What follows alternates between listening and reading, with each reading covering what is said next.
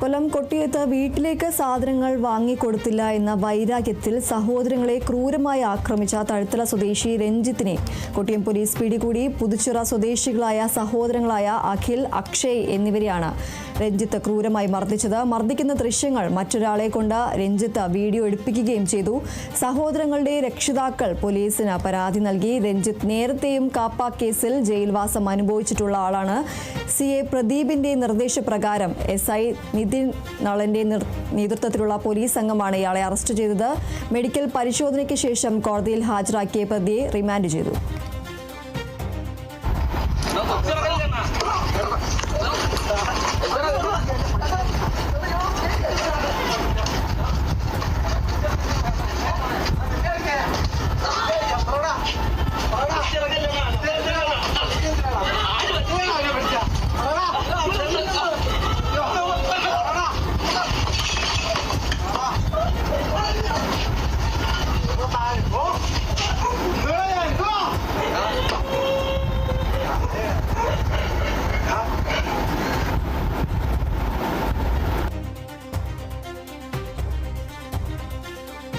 കൊല്ലം കൊട്ടിയത്താണ് വീട്ടിലേക്ക് സാധനങ്ങൾ വാങ്ങിക്കൊടുത്തില്ല എന്ന വൈരാഗ്യത്തിൽ സഹോദരങ്ങളെ ക്രൂരമായി മർദ്ദിക്കുന്നതിന്റെ ദൃശ്യങ്ങളാണ് പ്രേക്ഷകർ ഇപ്പോൾ കണ്ടത്.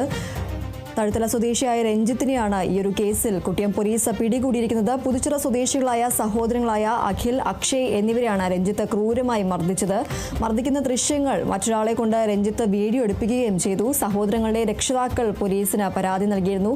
രഞ്ജിത്ത് നേരത്തെയും കാപ്പ കേസിലടക്കം ജയിൽവാസം അനുഭവിച്ചിട്ടുള്ള ആളാണ്.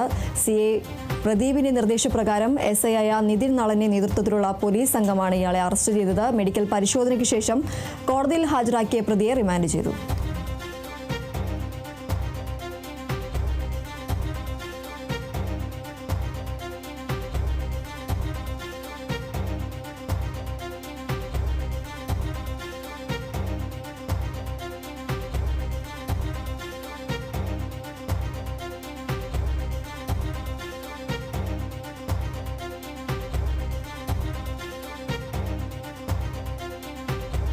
UDF കൺവീനർ അടൂർ പ്രകാശിനെ പ്രത്യേക അന്വേഷണ സംഘം ചോദ്യം ചെയ്തത് വലിയ ചർച്ചയാക്കി മാറ്റുകയാണ് CPIM.